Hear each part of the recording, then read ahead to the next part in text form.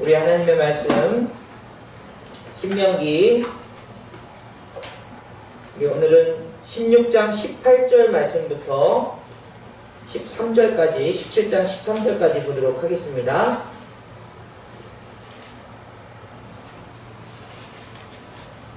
제가 아는 성경으로는 신약성경 287페이지에 있습니다. 신명기 16장 18절부터 17장 13절까지 교독해서 읽도록 하겠습니다. 다 찾으셨으면 제가 먼저 읽습니다. 내 하나님 여호와께서 내게 주시는 각 성에서 내 지파를 따라 재판장들과 지도자들을 둘 것이요 그들은 공의로 백성을 재판할 것이니라. 너는 재판을 불쾌하지 말며 사람을 외로워 오지 말며 또 배를 받지 말라. 뇌물은 지혜자의 눈을 좁게 하고 의인의 말을 듣게 하느니라. 너는 마땅히 공의만을 따르라. 그리하면 내가 살겠고 내 하나님 여호와께서 내게 주시는 땅을 차지하리라. 내 하나님 여호와를 위하여 쌓은 제사될 때 어떤 나무든지 다세하게 세우지 말며 자기를 위하여 주상을 세우지 말라. 내 하나님 여호와께서 미워하시느니라. 흠이나 이질에는 저와 양은 아무것도 내 하나님 여호와께 드리지 말지니 이는 내 하나님 여호와께서 받으시는 것입니다. 내 하나님 여호와께서 내게 주시는 어느 성 중에서든지 너희 가운데 어떤 남자나 여자가 내 하나님 여호와의 목전에 악을 행하여 그 언약을 어기고 가서 다른 신들을 섬겨 그것에게 절하며 내가 명령하지 아니한 이런 형신에게 절한다 하자. 그것이 내게 알려짐으로 내가 듣거든 자세히 조사해 볼지니 만일 그 일과 말이 확실하여 이스라엘 중에 이런 가증한 일을 행함이 있으면 너는 그 악을 행한 남자나 여자를 위해 성문으로 끌어내고 그 남자나 여자를 돌로 쳐주게 해. 죽일 자를 두 사람이나 세 사람의 증언으로 죽일 것이요 한 사람의 증언으로는 죽이지 말 것이며 이런 자를 죽이기 위하여는 증인이 먼저 그에게 손을 떼므에 온 백성이 손을 들지니라. 너는 이와 같이 하여 너희 중에서 악을 제할지니라. 내 성 중에서 서로 피를 흘렸거나 다투었거나 구타하였거나 서로 간에 고소하여 내가 판결하기 어려운 일이 생겼거든 너는 일어나 내 하나님 여호와께서 택하실 곳으로 올라가서 내 사람 대사장과 당시 재판장에게 나아가서 오르라. 그리하면 그들이 어떻게 판결할지를 내게 가르치리니 여호와께서 택하신 곳에서 그들이 내게 보이는 판결의 뜻대로 내가 행하되 그들이 내게 가르치는 대로 삼가할 것이니 곧 그들이 내게 가르치는 율법의 뜻대로 그들이 내게 말하는 판결대로 할 것이요 그들이 내게 보이는 판결을 어겨 사고나 오거나 슬기지 말 것이니라. 사람이 만일 무법하게 행하고 내 하나님 여호와 앞에 서서 섬기는 제사장이나 재판장에게 듣지 아니하거든 그 사람을 죽여 이스라엘 중에서 악을 제하여 버리라. 그리하면 온 백성이 듣고 두려워하여 다시는 무법하게 행하지 아니하리라. 아멘. 밖에는 추운데 이 안에가 뜨뜻하고 저녁 먹고 났더니 잠도 슬슬 오고 그죠? 우리 좀 기지개를 펴면서 말씀에 좀 집중해 보도록 하겠습니다. 우리는 지난주에 하나님을 경험하라 그런 말씀을 나눴습니다. 이스라엘 백성들에게 유월절을 지키고 초막절을 지키고 칠칠절을 지키라 이 절기를 지키게 행하심은 단순히 그들의 과거에 있었던 우리가 옛날에 이랬었지 이런 과거였지 그걸 추억하거나 이렇게 못났었네 그러면서 그걸 반성하게 하기 위한 그런 절기가 아니라는 사실이었습니다. 그 절기가 있는 이유는 그 일들 가운데서 하나님이 어떻게 그들을 구원하셨는가 하나님이 어떻게 그들을 먹이셨는가 하나님이 그들의 환경을 어떻게 만들어 주셨는가를 그들이 다시 한번 기억하게 하는 그런 시간들이라는 것이죠. 그래서 우리가 과거를 기억하는 것은 돌이켜보는 것은 참 좋은 일이지만 아, 내가 옛날에는 말이지 이 동네에 나를 모르는 사람이 없었어. 내가 이렇게 유명한 사람이었어. 뭐 이런 거를 기억하는 거. 옛날엔 말이지 돈이 엄청 많았었어. 뭐 이런 거. 그런 거 추억하는 것으로 여러분 과거를 돌이키는 것이 아니라 과거에 있었던 어떤 사건, 어떤 일들 가운데서 하나님이 내게 어떻게 행하셨는가. 그것이 중요하다는 것입니다. 그래서 그 과거를 그렇게 돌아봄으로 말미암아 현재의 지금 하나님이 어떻게 역사하고 계시는가, 그것을 경험하라는 것이죠. 이스라엘 백성들에게 그 절기를 지키게 하신 이유가 그것이라면, 여러분 우리 인생이 뭐 성탄절, 또 부활절, 추수감사절, 우리 절기들도 있잖아요. 여러분 나름대로의 또 시간들이 있습니다. 뭐 결혼기념일도 있고 뭐 그런 모든 날들을 기억하기 위한 그런 일들 가운데서도, 야, 옛날에 내가 이렇게 예뻐가지고 결혼을 잘했지, 이런 거 기억하지 마시고요. 영경 선생님 알았죠? 얼마 전에 작년 재작년에 결혼했으면, 아, 하나님이 이 결혼을 허락해 주시고 만나게 해주시고 은혜 주셔서 했지. 그런 것들을 기억해내는. 그렇다면 그 결혼의 시작도 하나님이 시작하셨고 지금도 하나님이 역사하시는 일이라면 어떻습니까? 그 하나님을 경험할 수 있는 결혼생활, 그 하나님을 만날 수 있는 성탄절, 그 하나님을 기념할 수 있는 부활절, 이런 것들이 우리에게 다가와야 된다는 것입니다. 그래서 특별히 이 6월절을 통해서는 하나님께서 그들의 생명을 주관하시는 분으로서 그들을 경험을 해야 되는 것이죠. 그래서 우리 현재에 있어서 하나님이 우리의 생명을 주관하신다. 여러분 우리가 생명을 지키기 위해서 얼마나 애씁니까? 조금 아프면 걱정되고, 또 큰 병 아닌가 뭐 어려워하고, 또 어떤 일들에 있어서 사고가 날까봐 겁나고. 예전에 어떤 그 부흥 강사님이 학교에 채플에 와가지고 굉장히 성공하셨나봐요. 우리 성도님들이 나를 위해서 목회하는데, 차 운전하는데 정말 그 안전하게 다니라고 에어백 8개짜리를 차를 사줬다, 그 얘기 자랑하시더라고요. 그래서 그때 제가 젊은 혈기에, 뭐 그렇게 젊진 않았지만요, 아니 하나님이 생명의 주관자신데 에어백 8개 가지고 될 수 있을까? 속으로 그런 생각을 했어요. 여러분 세상에 정말 어떤 안전장치, 어떤 뭐 신약이 개발되고 어떤 뭐 여러분을 보호하는 것들이 있는다 할지라도 생명의 그 주권은 누구에게 있다고요? 하나님께 있습니다. 그 하나님을 경험하고 그 하나님을 의지하고 그 하나님을 따를 때 여러분의 생명은 염려 안 하셔도 돼요. 여러분 하나님께서 여러분 생명 지켜주실 줄 믿습니다. 그 다음에 이 초막절, 그들이 어떤 추수를 하기 위해서 이제 들판에 심어놓은 곡식들이 누가 훔쳐갈까봐 초막을 지어놓고 거기서 그것을 감시하면서 하나님께 영광 돌리고 뭐 그런 절기들을 만들었을 때 그들의 먹고 사는 것, 그것은 물질은 누구에게 달렸다고요? 하나님께 달렸다고요. 만나로 먹이시고 메추라기를 먹이시고 반석에 물을 내게 하시는 그 하나님이 그들을, 그 물질을 주관하시는 분이시다.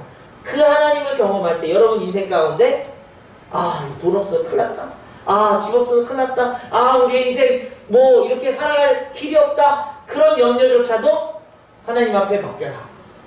여러분의 과거에 있었던 어떤 어려움과 그런 상황들, 특히 여러분 우리 교회 어르신들 중에 뭐 일제시대까지는 아니더라도 6.25 뭐 그런 일들을 겪고 피난을 하고 정말 하루 감자 하나로 때우고 그런 시절을 겪은 분들이 있단 말이죠. 그 당시를 생각하면 지금 어떻습니까? 먹다가 남겨가지고 버린 게 얼마나 아까운 일이에요. 그럼 항상 남기지 말라고 얘기하잖아요. 그런 시절 속에서도 하나님이 우리를 도우셨는데 지금 우리를 어떻게 해요? 인도하실 것이라면 물질 때문에 염려하지 마라. 그것을 경험케 하시는 하나님을 만나시길 간절히 원합니다. 물질 얘기하니까 아멘이 별로 안 나요, 그죠? 걱정이 많이 되기 때문이죠. 여러분, 그럼 하나씩 그렇게 배워나가는 것이죠.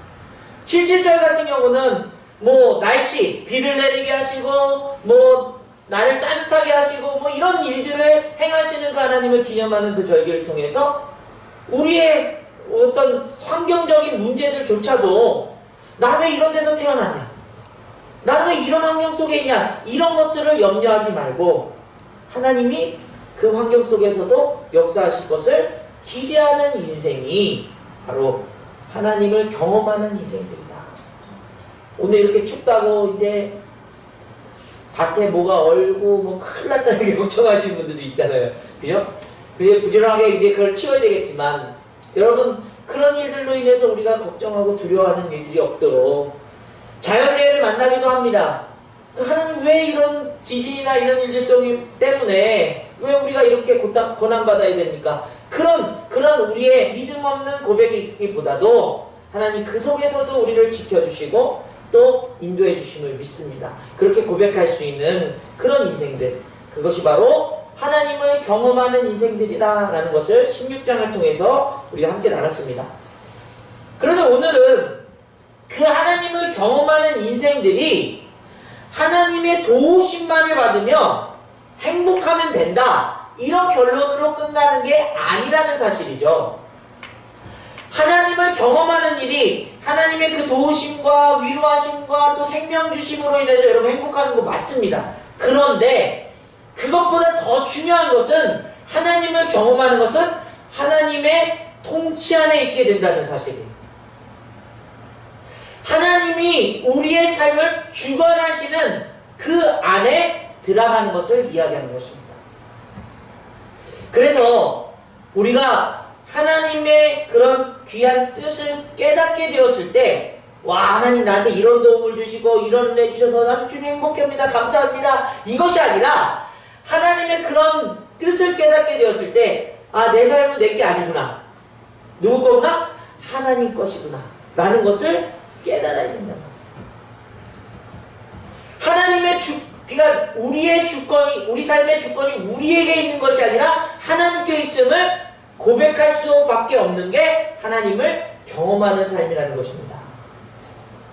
여러분, 그런데 이 의미가요, 우리 인간에게 굉장히 어려운 의미예요. 예수님께서 이 땅에 오셨을 때 많은 율법사들, 율법학자들, 또 바리새인과 서기관들이 예수님을 굉장히 싫어했습니다. 그 이유가 무엇이었을까요?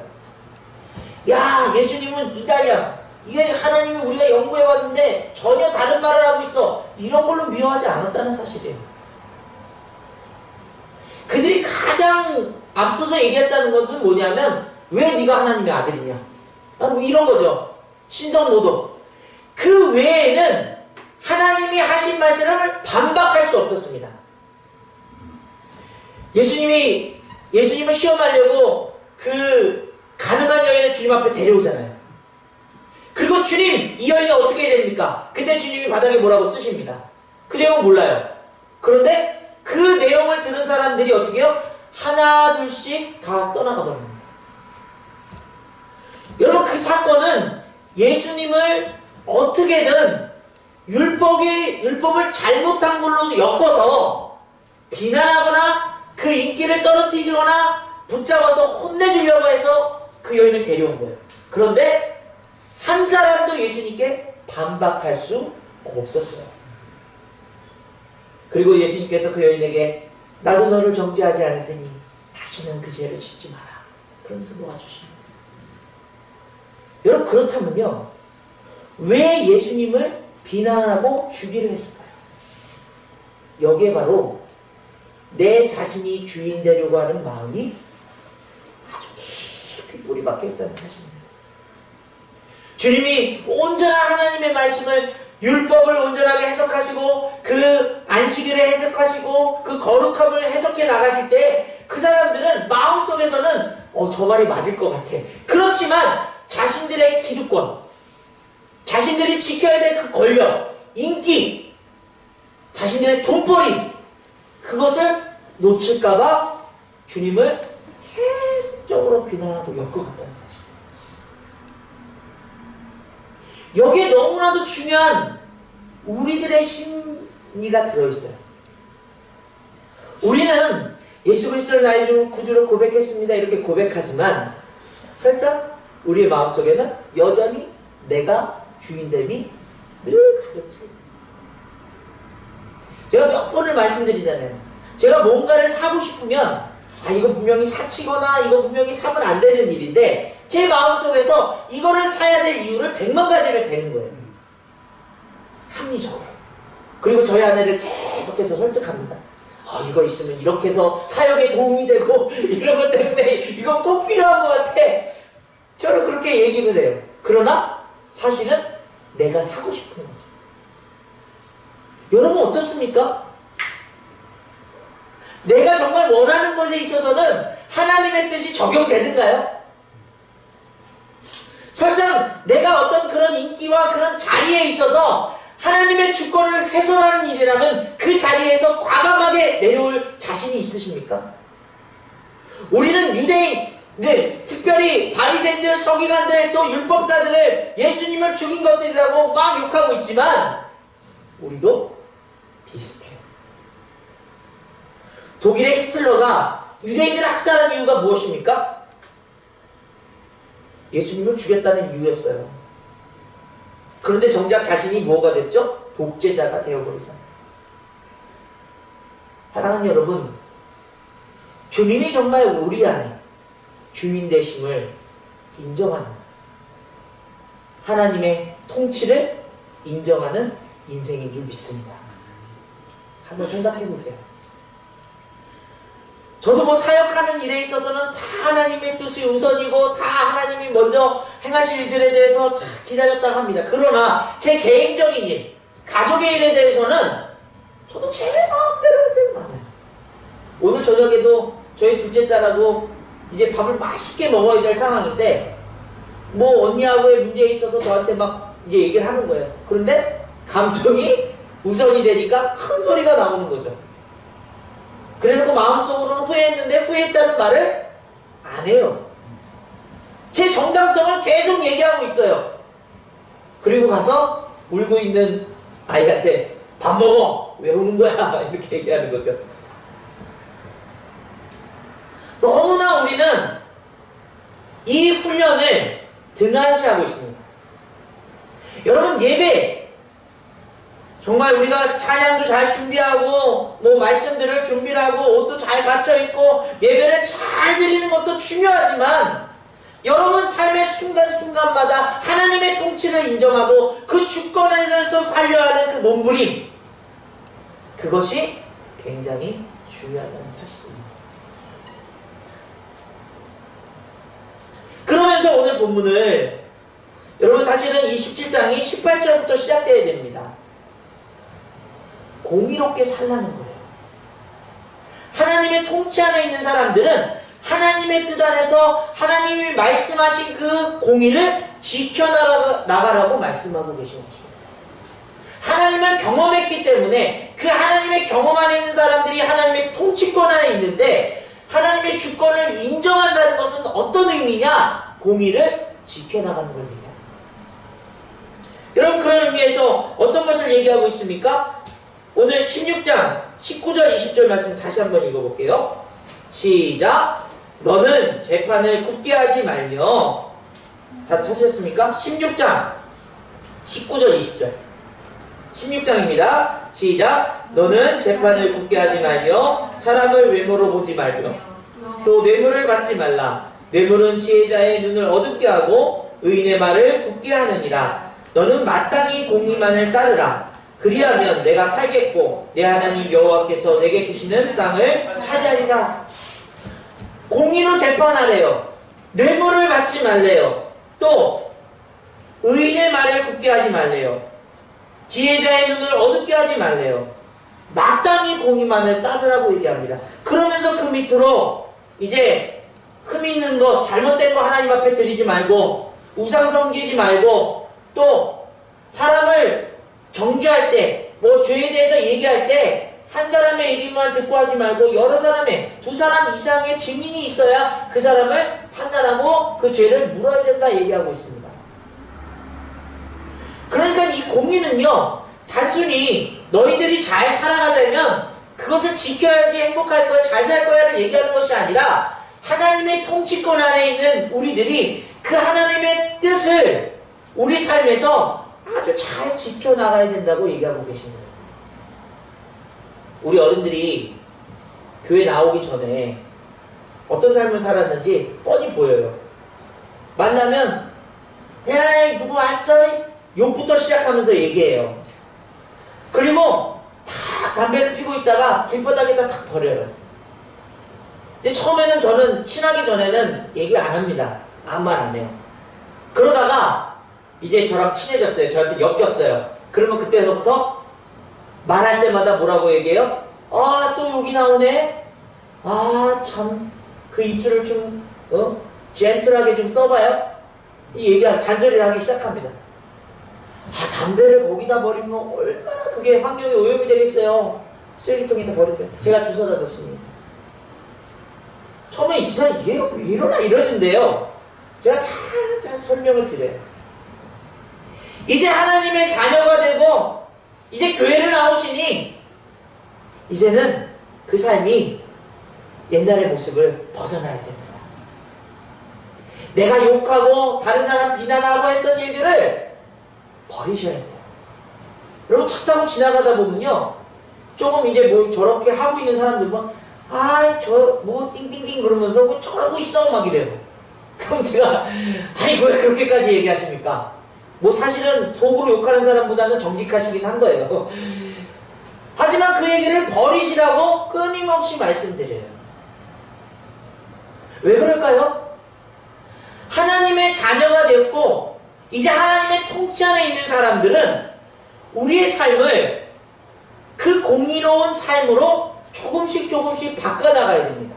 그게 우리 삶 속에서 하나님의 통치가 이루어지고 있다는 사실이에요. 내 할 일 다, 내 하고 싶은 거 다 하면서 주님 믿는다는 거 거짓말입니다.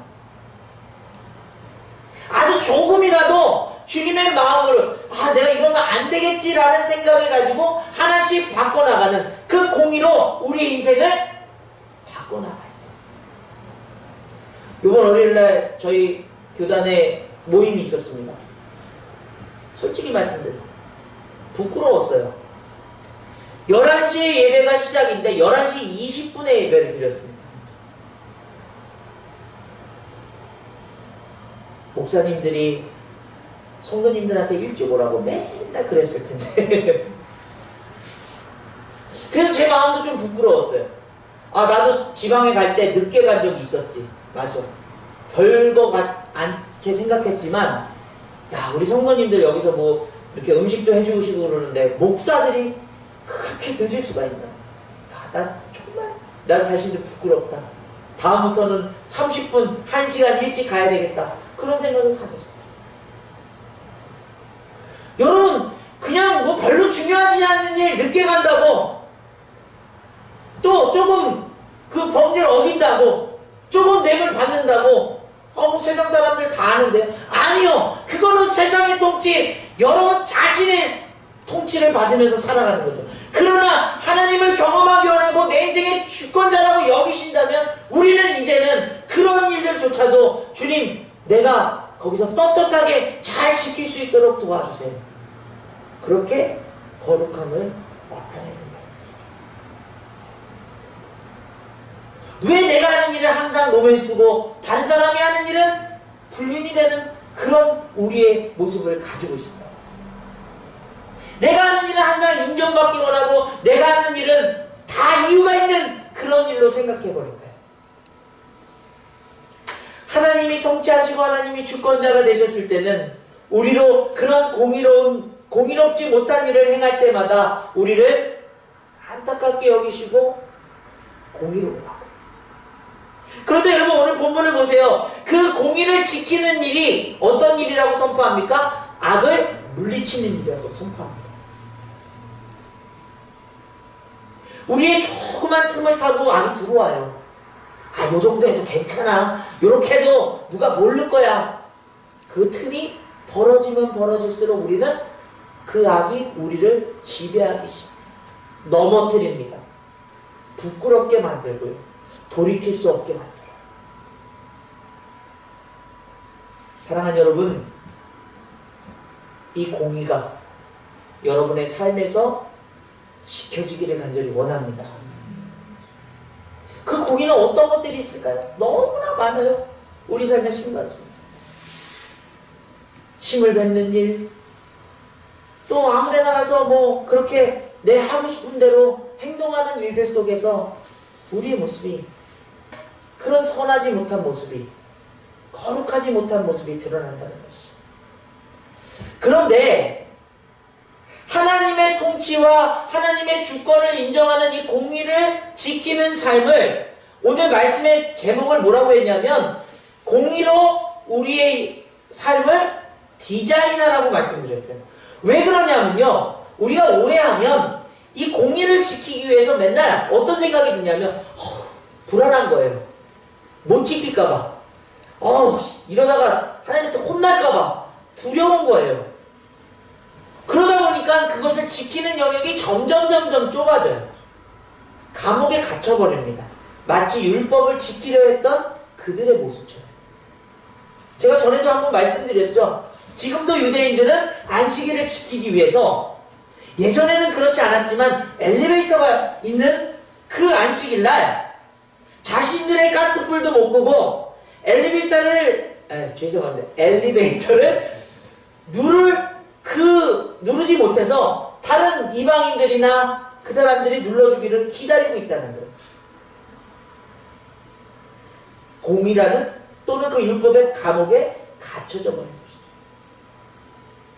그런데 이 공의로 우리의 인생을 디자인하는 것은, 마치 여러분이 새로 이사가서 방을 꾸미게 되었을 때 어떻게 하면 아름답게, 어떻게 하면 행복하게, 어떻게 하면 나한테 가장 적합하게 꾸밀까라는 그 디자인을 우리 인생 가운데서 그 공의로 여러분의 인생을 디자인합니다.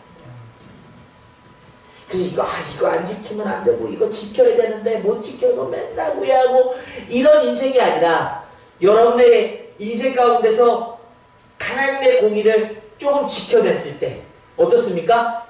마음의 그 뿌듯함. 야, 내가 그래도 좀 하나님의 자녀다운 모습이 있네.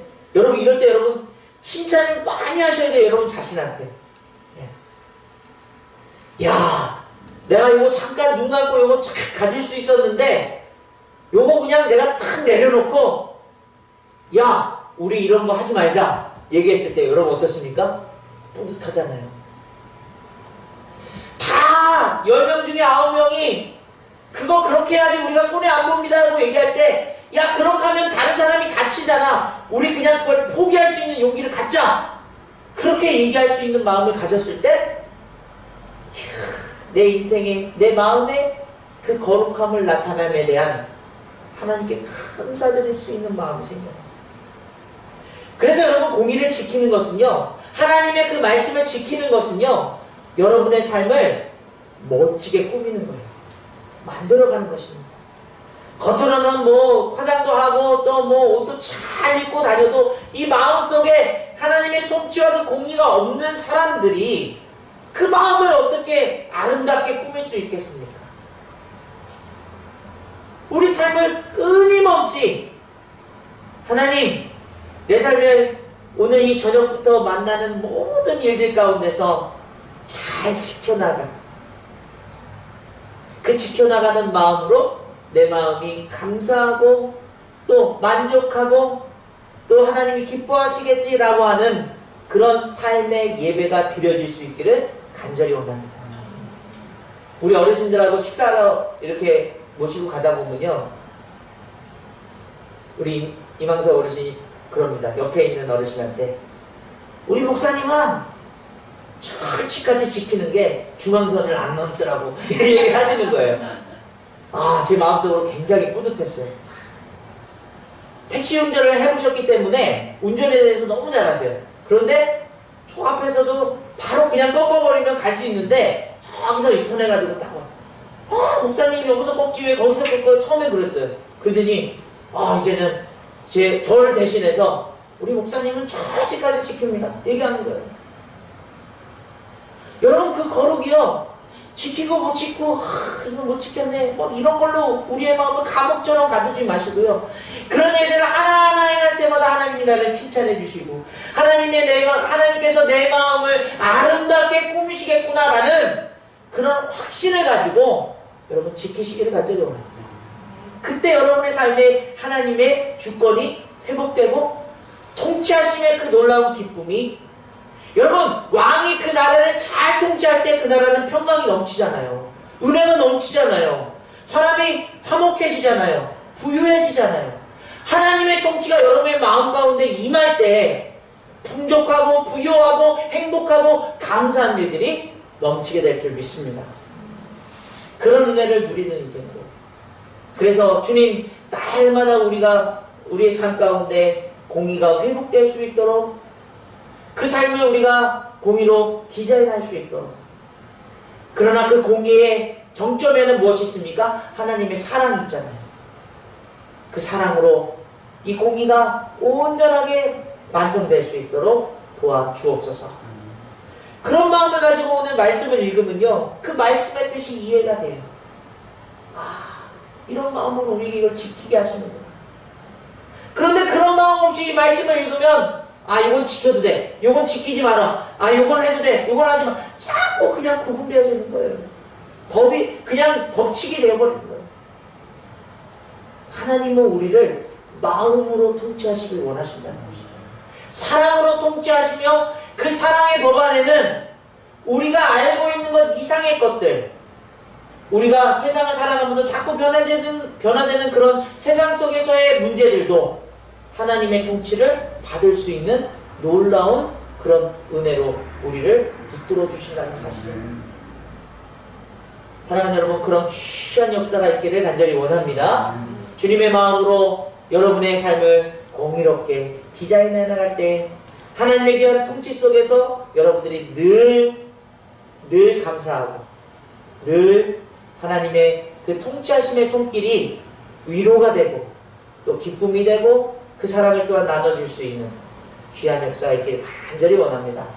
오늘은 특별히 통성으로 기도하고 마치려고 하는데요. 오늘 김치 배달을 하고 왔습니다. 4분을 만났는데 4분마다 다 사연이 있고 어려움이 있더라고요.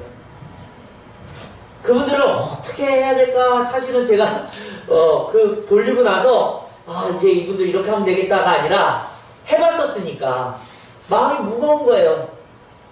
어떻게 이 마음을 열지? 어떻게 이걸 해결해 나가지? 그런데 여러분, 말씀을 이제 기도하고 찬양을 하면서 느낀 게 뭐냐면, 내가 하지 말아야 되겠다. 하나님이 하시는 대로 하나님이 내 마음에 주시는 그 통치로 해야 되겠다. 그런 생각을 갖게 되었습니다. 먼저는 우리 도시락이 아니라 김치 받은 4분을 위해서 기도해 주시고요. 앞으로 어떻게 연결이 될지, 어떻게 그분들이 회복될지는 모르겠어요. 그러나 기대하며 또 선포하기 원합니다. 그리고 여러분 삶에 주님 내 삶을 통치해 주옵소서. 주님의 통치가 내 삶에 나타날 수 있도록, 경험되어질 수 있도록, 주님이 말씀하신 그 공의가 온전하게 세워질 수 있도록 도와주옵소서. 우리 간절하게 기도하며 나아가길 원합니다. 기도하겠습니다. 아버지 하나님, 감사드립니다. 주님의 귀한 사랑을 고백하며 감사드립니다. 우리를 너무나 사랑하시고 우리를 너무나 귀히 여기시는 그 하나님을 경험하고 그 하나님 안에 있기를 간절히 원합니다. 주님, 그 하나님께서 우리를 인도하시고 역사하시는 그 놀라운 그 통치를 우리 안에서 깨닫고 따를 수 있도록 도와주옵소서. 감사드립니다. 주님, 주권이 주님께 있습니다. 그러므로 내 삶에 일어나는